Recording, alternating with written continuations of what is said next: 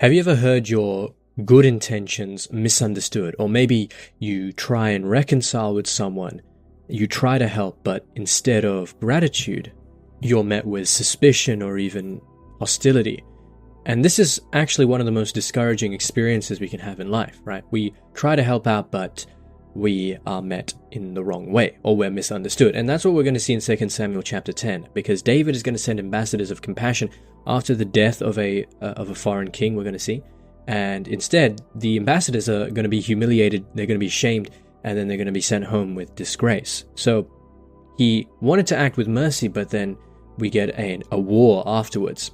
And what we need to understand, and the spiritual lesson that we need to get is, our responses to grace reveals the conditions of our heart. Okay, and that's what we're going to see in this episode of Biblical Unlocks. This show is designed to help build your habit of reading the Bible, understanding the Bible, and applying it in your daily life.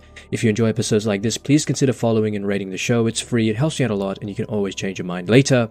Now let's get a little bit of context into the chapter.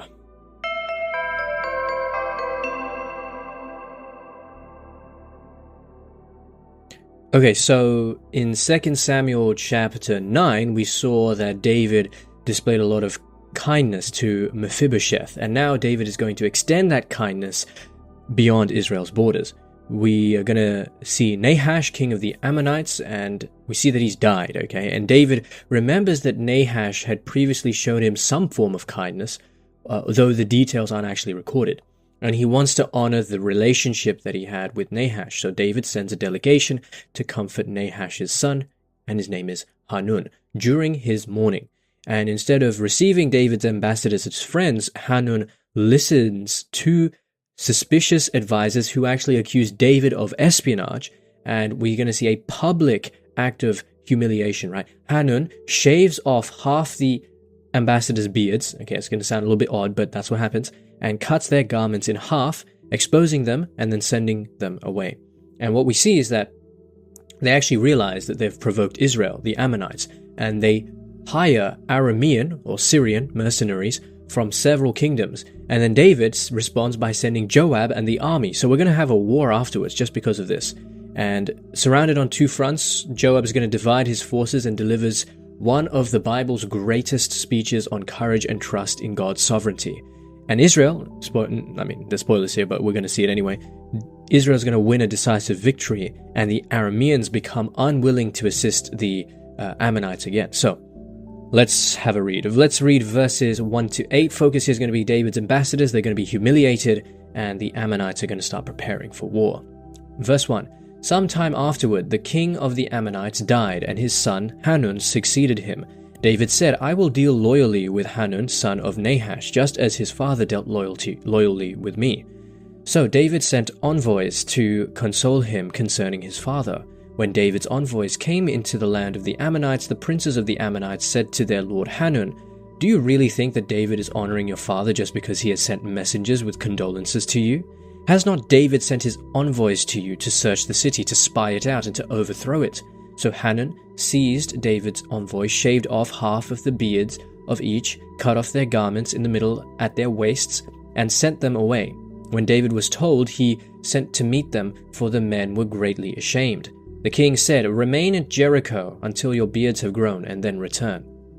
When the Ammonites saw that they had become odious to David, the Ammonites sent and hired the Arameans of Beth-rehob and the Arameans of Zobah, 20,000 foot soldiers, as well as the king of Makkah, 1,000 men, and the men of Tob, 12,000 men. When David heard of it, he sent Joab and all the army of the warriors. The Ammonites came out and drew up in battle array at the entrance of the gate, but the Arameans of Zobah and of Rehob and the men of Tob and Makkah were by themselves in the open country.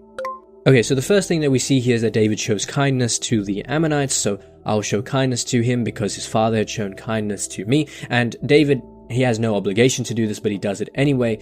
And we even know that the Ammonites had often been Israel's enemies, but he remembers an act of kindness and, again, chooses to respond with kindness as well. So Mephibosheth we saw in 2 Samuel chapter 9, and now we're going to see Hanun here, same level of kindness. However, Hanun's advisors tells David, tells Hanun that David is actually going to commit espionage. He's going to come here to spy out the land. So the suspicion here is actually changing their interpretation entirely because they're afraid. Okay, and your fear is going to reshape reality in this case. And one thing that is quite odd is like they shave the ambassadors' beards and cut their garments. So for us, we're reading in the 21st century. We see this and it's quite insulting, but in the ancient Near East, this is devastating because in the ancient Near East, a beard represented dignity, right? It represented maturity, honor, and removing half of it made the men objects of ridicule, especially coupled with the fact that their garments have been cut, exposing them shamefully, right? So this is not just like this is public humiliation. It's not like they're just mocking them. So insulting them means that they're insulting David, and now we're going to see this coming again. So what we see as well is it's interesting. We see the humiliation of the messengers, right? That actually becomes the rejection of the sender, and that's going to echo one of Jesus' parables. And then in verses 6 to 8, we see that the Ammonites hire mercenaries, and the reason why is because they realize what they've done, right? They understand, okay, now David's going to be mad, and now we got to prepare for war. And so one sinful decision requires another to defend it, and there's a slippery slope here. Okay, let's read the next few verses 9 to 14, and we'll take a look at Joab's strategy here and his speech. Verse 9, when Joab saw that the battle was set against him both in front and in the rear, he chose some of the picked men of Israel and arrayed them against the Arameans. The rest of the troops he put in the charge of his brother Abishai, and he arrayed them against the Ammonites. He said, if the Arameans are too strong for me, then you shall help me, but if the Ammonites are too strong for you, then I will come and help you. Be strong, and let us be courageous for the sake of our people and for the cities of our God, and may the Lord do what seems good to him. So Joab and the people who were with him moved forward into battle against the Arameans, and they fled before him. When the Ammonites saw that the Arameans fled, they likewise fled before Abishai and entered the city. Then Joab returned from fighting against the Ammonites and came to Jerusalem. Okay, so what do we see in verses 9 to 14? So he divides the army. So Joab divides the army because he finds himself surrounded, right? So the Arameans are in front of him, the Ammonites are behind him. So Israel, this is called, I think it's called a pincer maneuver, when you're stuck in between two like enemy forces. And the only way you can escape a pincer is if you attack the flank which you deem to be the weakest. So what he does is he divides his forces, and he entrusts one army to his brother Abishai, and instead of panicking, he adapts to the situation. So again, faith in this sense is also works hand in hand with your wise planning, right? Trusting God doesn't mean you don't have a strategy. You can use strategy. And in fact, throughout scripture, we see that people pray and they prepare, and that's really important to recognize as well. And we see that Joab's speech is quite memorable. That's what I was talking about at the beginning of the episode. Be of good courage and let us pray, right? He says, be strong and let us be courageous. Very similar to what we saw in Joshua chapter 1, right? Be strong and courageous, have no fear or dread of them, because the Lord your God goes with you wherever you go. Be strong and let us be courageous for the sake of our people and for the cities of our God, and may the Lord do what seems good to him. Very important speech. Let's take a look and see how this is going to play into verses 15 to 19, right at the end of the chapter. Verse 15, but when the Arameans saw that they had been defeated by Israel, they gathered themselves together. Hadadezer sent and brought out the Arameans who were beyond the river, and they came to Helam with Shobak, the commander of the army of Hadadezer, at their head. When it was told David, he gathered all Israel together and crossed the Jordan and came to Helam. The Arameans arrayed themselves against David and fought with him. The Arameans fled before Israel, and David killed of the Arameans 700 chariot teams and 40,000 horsemen, and wounded Shobak, the commander of their army, so that he died there. When all the kings who were servants of Hadadezer saw that they had been defeated by Israel, they made peace with Israel and became subject to them, so the Arameans were afraid to help the Ammonites anymore. Okay, so I think there are two key things that I want to point out here. The first one is that the Arameans, they return, right? So even though they defeated them, Hadadezer gathers another army, and that's the same way our spiritual battles are going to work. Just because we have one victory doesn't mean that future struggles aren't going to come again. In fact, that is what the Christian life necessitates. It requires perseverance. But the second battle ends even more decisively than the first, because David himself leads the army and the Arameans are thoroughly defeated. And we see right at the end, the Arameans, or the Assyrians, not Assyrians, the Syrians. So the Arameans were afraid to help the Ammonites anymore. And the reason why is because resistance has reached its end. The nations discover something, right? That opposing God's anointed king leads to defeat. That's what it happens, or what happens here. So, what is the deepest message from this chapter? It's that in 2 Samuel chapter 10, we see that there are two responses to kindness. All of this started because David sent a delegation to comfort, right? To comfort Hanun because his father had died. And it's completely misunderstood, right? Hanun rejects the grace. Joab trusts God. And the Ammonites, what do they trust? They trust their military alliances.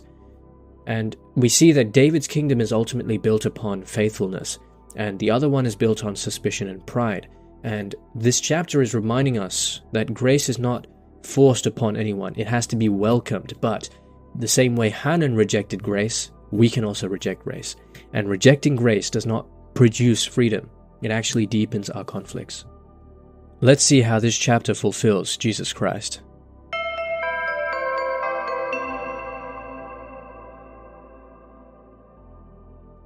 This chapter actually quietly foreshadows Jesus Christ, because we see that David, right? David sends messengers of peace. They're humiliated, they're rejected, and then they have to come back. Jesus likewise offers, right? He comes offering reconciliation. We see in John chapter 1 verse 11 that he came unto his own, and his own received him not, right? His own people did not receive him. And throughout the Gospels, Christ's acts of compassion are repeatedly interpreted as threats by the Pharisees, by those around him, right?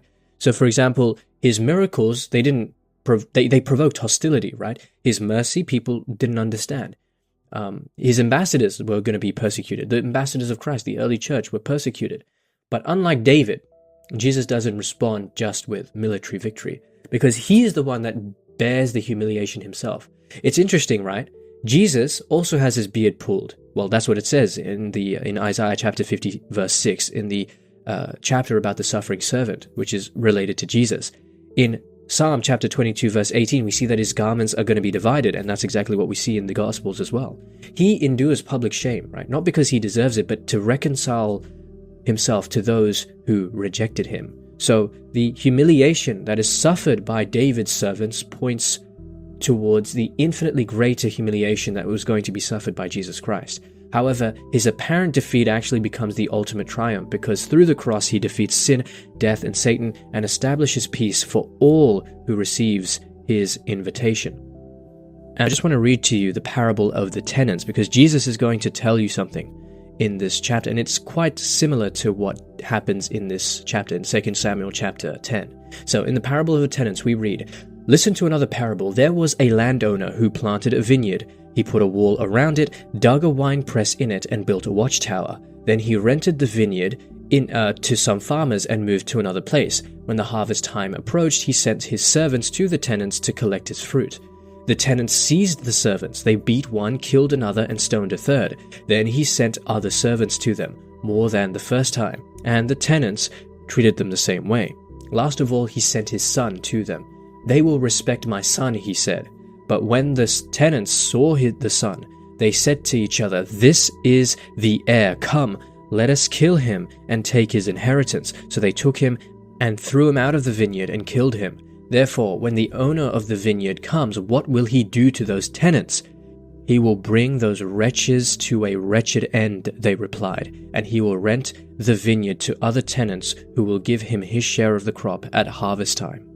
Though you may be persecuted, though you may be misunderstood, though you may receive immense trial and tribulation, you have to remember that God ultimately has the last say.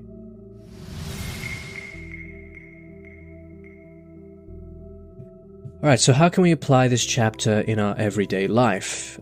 It's important to make sure that we aren't assuming nefarious intentions when we're talking with other people, right? we can assume that people, like we can be ultra suspicious of other people. And this actually leads to a war in this chapter. So we have to be very careful. Do we operate with grace or do we operate with suspicion? That's really important. So it's important to watch ourselves.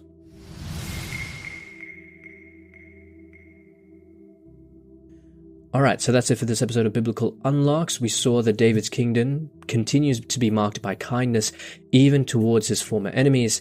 We saw that suspicion and pride can actually transform what was genuine compassion into an unnecessary conflict. We saw how David's rejected ambassadors ultimately foreshadow the rejection, but the ultimate victory of Jesus Christ. And next time, we're going to move to 2 Samuel chapter 11, one of the most famous chapters in the entire Bible. David, the man after God's own heart, remains in Jerusalem when the kings go out to battle, and one single lingering glance becomes a chain of adultery, deception, and murder. And we're going to see how even the godliest believers are vulnerable when they neglect vigilance, and why sin always promises more than it delivers, but how this dark chapter ultimately magnifies our need for the perfectly righteous King and Messiah, the Son of God, Jesus Christ. So that's it for this episode of Biblical Unlocks. If you enjoyed this episode, please feel free to rate the show and follow. It's free, it helps you out a lot, and you can always change your mind later. Otherwise, just have a blessed day. And remember, if you're not in your word, you're in your feelings. Godspeed.